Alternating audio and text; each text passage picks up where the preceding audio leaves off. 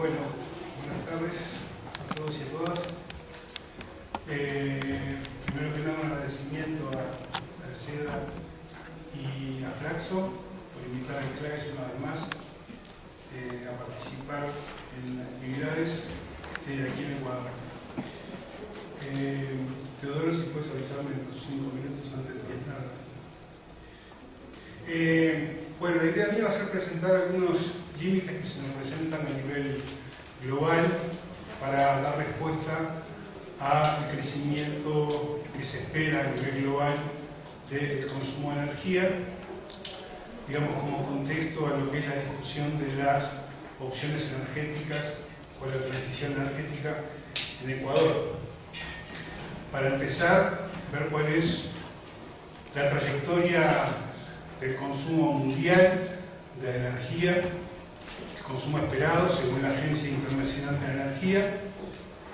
Como ustedes pueden ver, todas las fuentes energéticas tendrán un consumo creciente, pero particularmente los combustibles fósiles, los derivados del petróleo, que es la primera línea en naranja, el carbón, que es la segunda línea en marrón, y el gas natural, la tercera línea en azul.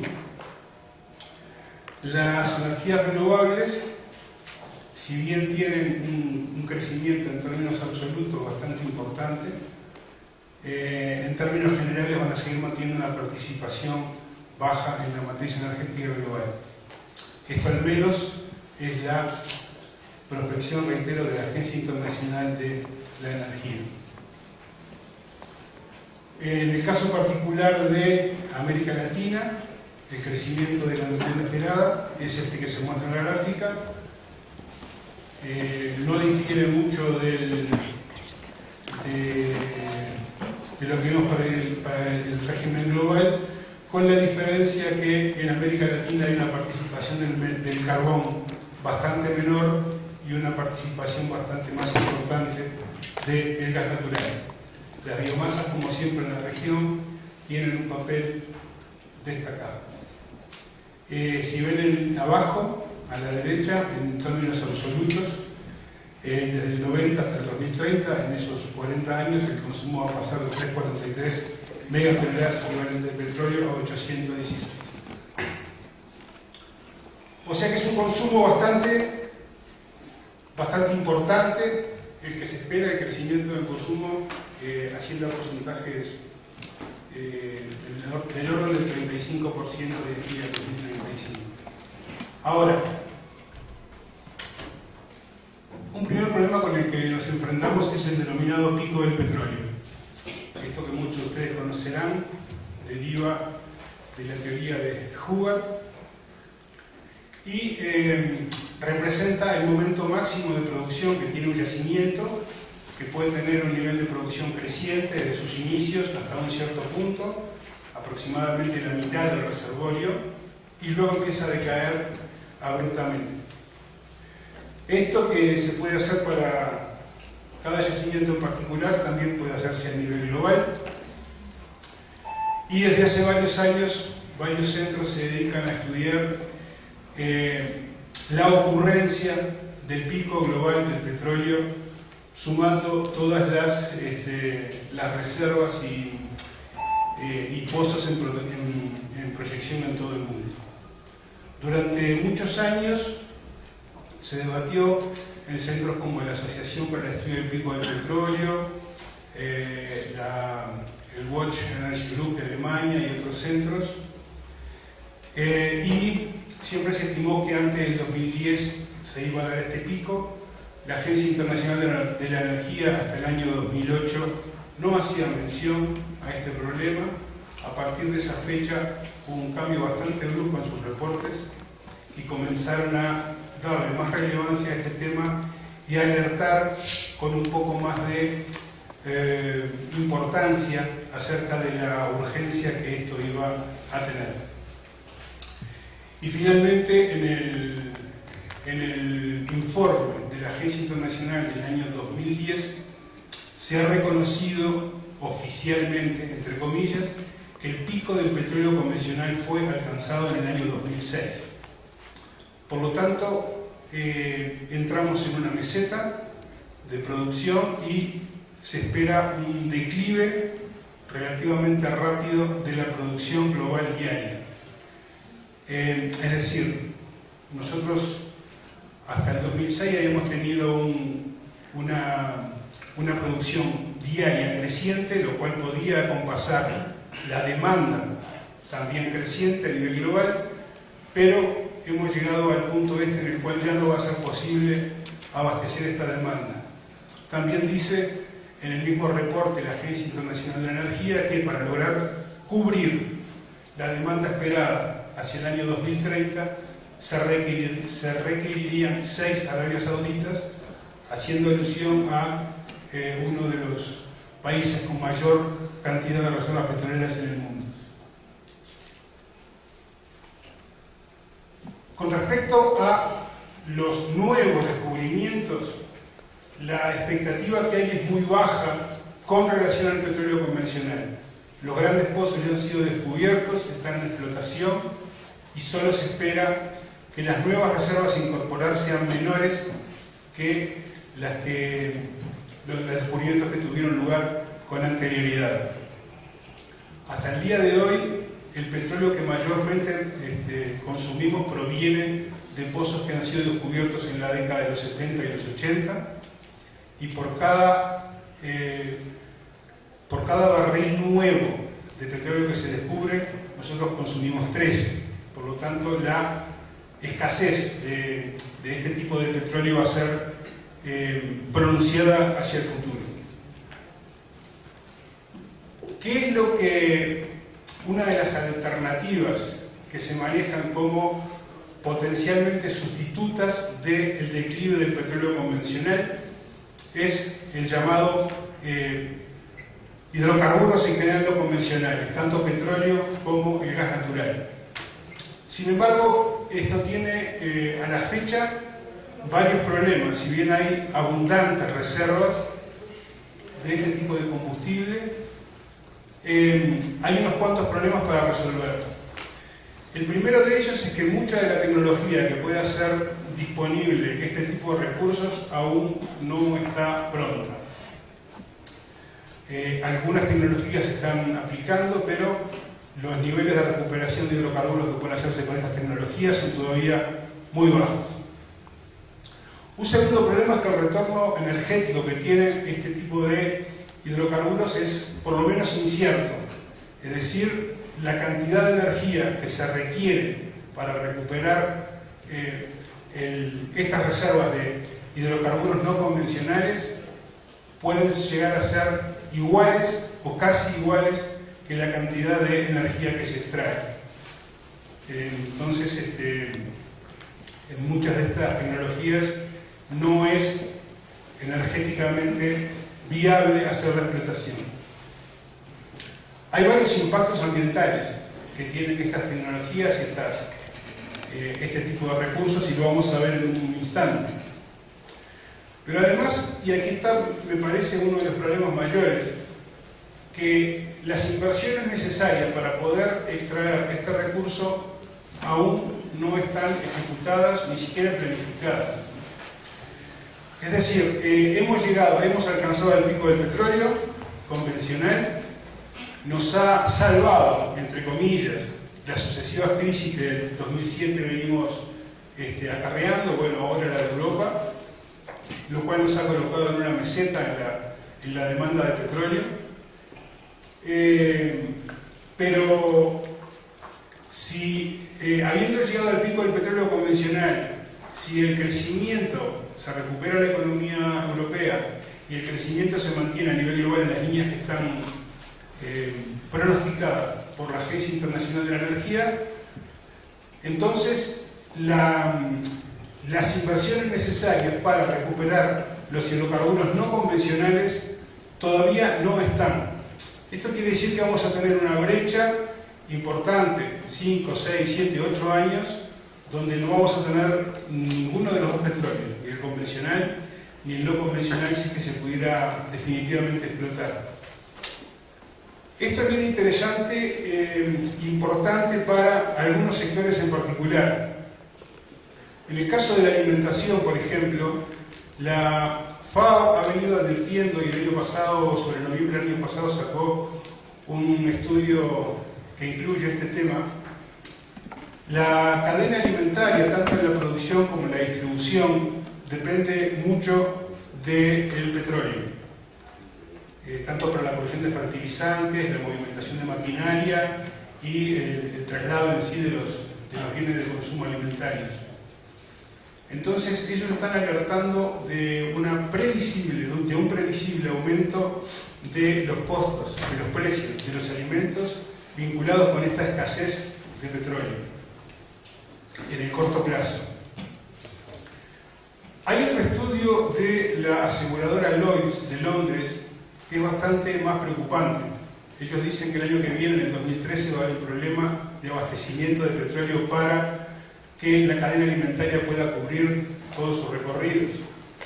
Por lo tanto, esta brecha de las inversiones aún no realizadas en el petróleo no convencional y el pico del petróleo convencional puede ser, por algunos estudios que se han adelantado, que tenga algunas consecuencias, al menos en algunos sectores como puede ser la alimentación y el transporte. Bueno, cuando hablamos de petróleo convencional, hay varios tipos de estos petróleos y las reservas son muy abundantes. Hay algunos de ellos en las arenas petrolíferas que están particularmente en Canadá, los petróleos extrapesados que están particularmente en Venezuela. Las reservas ahí están en billones de barriles, es decir, millones de barriles, 10 a la 12.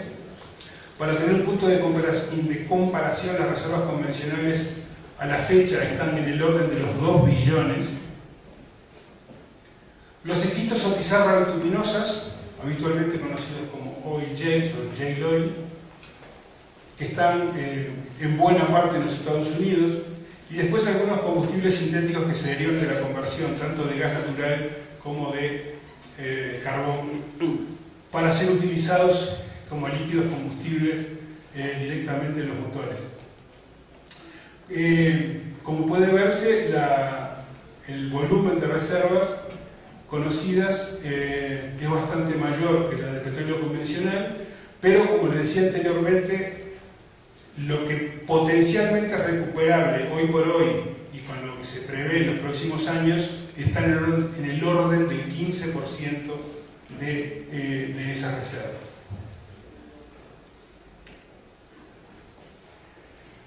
Algunos impactos ambientales del petróleo no convencional. Esto es particularmente una foto de las explotaciones de las arenas asfálticas del Algarve. Un primer problema es la cantidad de emisiones de dióxido de carbono que producen este tipo de hidrocarburos. Un poquito más adelante me voy a referir más específicamente al problema de las emisiones y el cambio climático. Pero vale la pena decir que las arenas y el esquisto, las arenas y el petróleo de esquisto tienen 3 y 8 veces respectivamente mayores emisiones de gases de efecto invernadero que el petróleo convencional. El uso del agua también es muy importante, tanto en esto como en el gas. Se precisan de 2 a 5 barriles de agua por cada barril de petróleo que se produce. Y hay una importante destrucción de la tierra por la cantidad de material que debe removerse para poder extraer el petróleo de las arenas. 2 toneladas de materiales por cada barril de petróleo, y por supuesto una contaminación por químicos un poco más importante que la que ocurre en el petróleo convencional. En el caso del gas no convencional, cuyas reservas son bastante más discutida todavía la cantidad de reservas existentes, pero también se supone que es abundante. Hay diferentes tipos de gas no convencional. Uno de los más conocidos y que está más presente en la región latinoamericana es este conocido como shale gas, aunque hay otras fuentes de gas, shale gas. Uno de los problemas principales que tiene esto es el tipo de explotación que se hace o cómo se obtiene el gas no convencional, básicamente por esto que se llama fractura hidráulica, que lo que implica es hacer una perforación horizontal en la roca donde está contenido este gas, y por infiltración de agua a presión producir la fractura de la roca. Esto ha generado ya varios problemas, sobre todo por contaminación del agua, y es una tecnología que ha sido prohibida en varios países: Francia, varios países de la zona del este, algunos estados de Estados Unidos, porque en la fractura se producen escapes de metano y de químicos de perforación que han contaminado la napa freática donde se obtiene el agua para consumo humano. Además de este problema de la probable posible contaminación de las napas, o ya corroborado en algunos casos, la densidad de las perforaciones es bastante mayor que la que ocurre con el gas convencional. Se estima que aproximadamente hay un pozo por kilómetro cuadrado, lo cual multiplica los problemas de contaminación local. Algunos sostienen, y hay documentados problemas de riesgo de terremotos por la fractura de la roca, y dada la cantidad de agua que se requiere para la producción, hay una disminución en los pozos de donde se obtiene el agua para suministro, que disminuyen su cantidad, es decir, bajan su nivel. Comparando la cantidad de agua necesaria para la producción del gas convencional y del gas y el petróleo no convencional, allí tenemos los datos de los metros cúbicos de agua que se necesitan para cada terajoule extraído de los hidrocarburos. Como pueden ver, en cualquiera de los dos casos, del petróleo o del gas, el volumen de agua requerido es bastante mayor que en los casos de los hidrocarburos convencionales.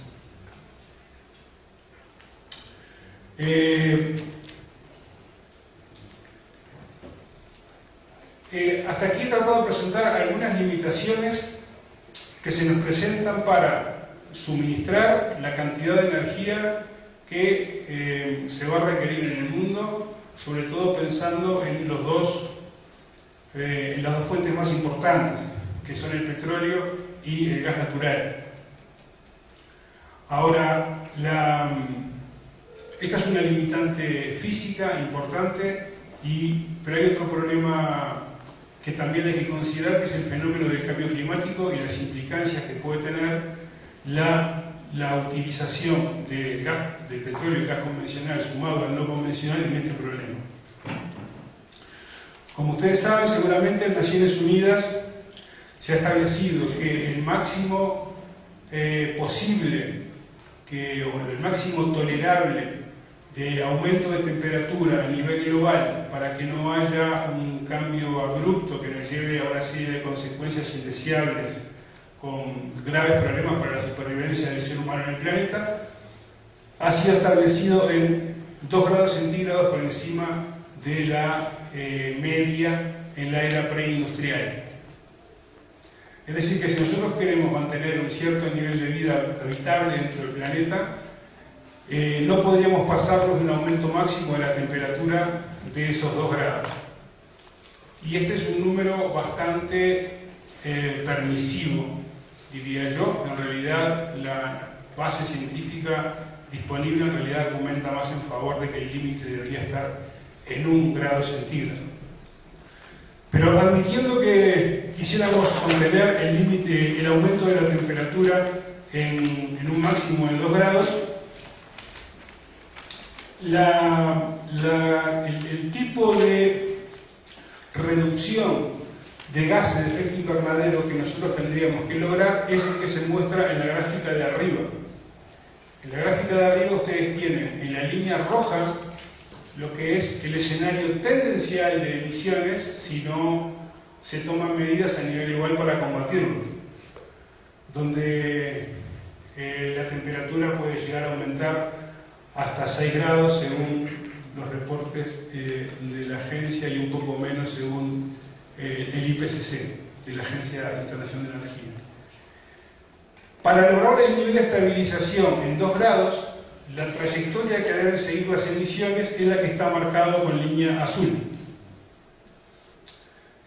Como pueden apreciar, el nivel de reducción de emisiones que tenemos que hacer no es menor, no es de muy bajo declive, sino que es muy pronunciado.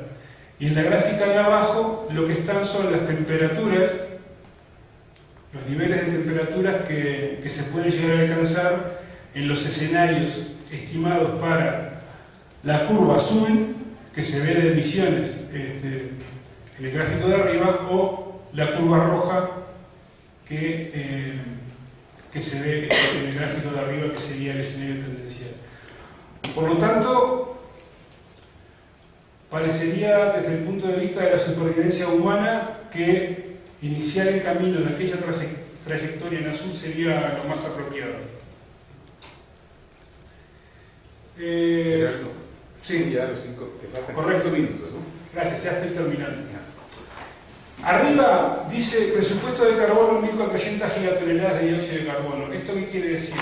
Para nosotros lograr aquella reducción de la curva, tendríamos que, a lo largo de todo el siglo XXI, solamente emitir entre todos los seres humanos del planeta 1.400 gigatoneladas de carbono, lo cual equivale aproximadamente a 14 gigatoneladas por año que podríamos llegar a emitir durante el siglo XXI.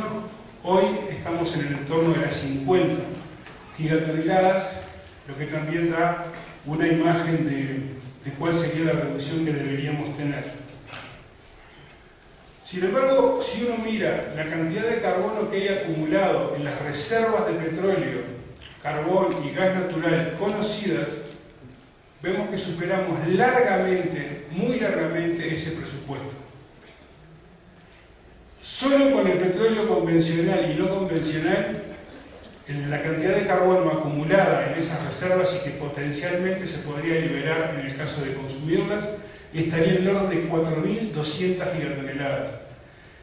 Y como les mencionaba antes, el límite máximo que podríamos emitir serían 1.400 a lo largo de todo el siglo. Si sumamos todo el carbono contenido en las reservas de gas natural y de carbón, estamos en las 6.800 toneladas. Por lo tanto, hay una cosa que es bastante evidente. Aún si pudiéramos extraer todo ese petróleo, aún si técnicamente fuera viable, económicamente viable, etcétera, etcétera, no podríamos quemarlo, salvo que corramos este riesgo del cual nos vienen alertando continuamente en los últimos años. Y es que si nos pasamos de esa línea de los 2 grados, la vida en el planeta va a ser muy difícil, por lo menos para los seres humanos y varias otras especies. Entonces, parece ser que aquellas sabias palabras del secretario de la OPEP hace 20 años atrás eran una profecía. Él decía esto, que la edad de piedra se había acabado no por falta de piedras y que la era del petróleo se iba a acabar no por falta de petróleo.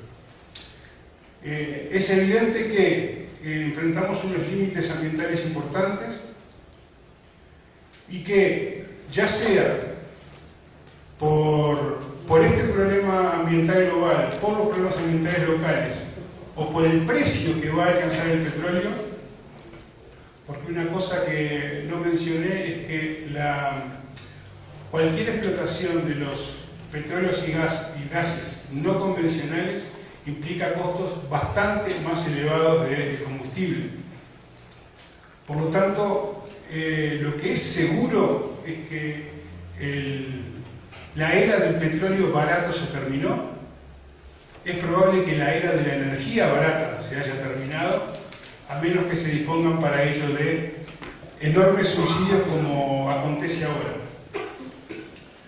La Agencia Internacional de la Energía estima que este año se van a destinar 700.000 millones de dólares en subsidios a los hidrocarburos. 700.000 millones de dólares es algo así como el triple de lo que en la Convención de Cambio Climático se estima que se necesita para cambiar toda la matriz energética global para mantener el clima por debajo de un aumento de los 2 grados. Es decir, nosotros estamos sosteniendo con subsidios al petróleo una tecnología del pasado, estamos impidiendo el avance de otro tipo de tecnologías. Entonces, ya sea por cuestiones ambientales o ya sea por cuestiones económicas, está claro que hemos llegado al fin de la energía barata, solo nos espera una energía cada vez más costosa, con altos impactos ambientales y de cambio climático. Por lo tanto, es importante iniciar una era de cambios en este sentido. Cambiar el sistema de producción y uso de energía es una cosa bastante complicada, entre otras cosas porque implica cambios en la producción, en los modos de producción y de consumo en general de nuestras sociedades, y esto se ha demostrado que no es algo muy sencillo. Pero sí hay algunas ideas que se han empezado a elaborar en los últimos años vinculadas a las transiciones, es decir, ciertas medidas que pueden comenzar a tomarse a partir del escenario actual, de la legislación actual, de las normas o insumos o instrumentos financieros de los que hoy se disponen, para comenzar a dar pasos que nos conduzcan hacia un cambio. Esto sería muy largo de exponer en clave y otras instituciones venimos trabajando hace un tiempo en esto, pero a modo de resumen, digamos que las energías renovables y sustentables deberían comenzar a tomar un mayor impulso. No todas las energías renovables son sustentables, solamente voy a poner el ejemplo de los biocombustibles y las represas. Es un tema que hay que discutir o hay que analizar bien, quiero decir, antes de comenzar a instalarlas. Eficiencia y ahorro energético no alcanza solo con eficiencia. En los últimos 40 años a nivel global hemos reducido un 40% la intensidad energética, es decir, gastamos un 40% menos de energía para producir la misma cantidad de bienes, pero sin embargo más que duplicamos el consumo de energía. Por lo tanto, no alcanza con eficiencia, también hay que hacer ahorro, y esto implica cambios en los hábitos de consumo. Hay varios instrumentos regulatorios, financieros y de educación, información y sensibilización de la opinión pública que ya están disponibles. Recién hablaba de los subsidios, este es uno clarísimo. No es que no haya dinero para instalar o promover fuentes renovables de energía, lo que hay que hacer es cambiar la orientación de los subsidios. Varios instrumentos regulatorios vinculados a la protección ambiental, etc. Por ejemplo, la sola aplicación de verdad de la legislación ambiental en cualquiera de nuestros países ya reduciría bastante los problemas ambientales, sin ser todo lo que hay que hacer, pero es una buena parte para comenzar. Pasar a una fase de post-extractivismo. No tiene sentido seguir abriendo nuevas zonas petroleras cuando ya lo que está disponible no se puede utilizar. Este es un tema, yo sé que es muy importante, de discusión profunda aquí en el Ecuador. El regionalismo autónomo es otra de las propuestas que se están desarrollando desde CLAES. Tiene que ver con una forma de integración regional que no sea abierta a la globalización, sino selectiva respecto a la globalización. De todos estos temas pueden encontrar un poco más de información en ese sitio web, y esta es la plataforma de transiciones que viene analizando en varios países: Bolivia, Perú, Ecuador, Argentina, en diferentes áreas, no solo en el rubro energético, cómo comenzar a caminar para salir de el patrón de producción y consumo hacia de otras formas en el cual se consideran no solo los aspectos económicos, ambientales, sino también los sociales y los políticos. Esas son las instituciones que están detrás de esta plataforma, entre ellas SEDA, de aquí de Ecuador, y que organiza este panel. Y bueno, ahí pueden encontrarles un poco más de información acerca de esta problemática y temas afines. Les agradezco muchísimo por su atención y bueno, quedo a las órdenes para preguntas y dudas. Muchas gracias.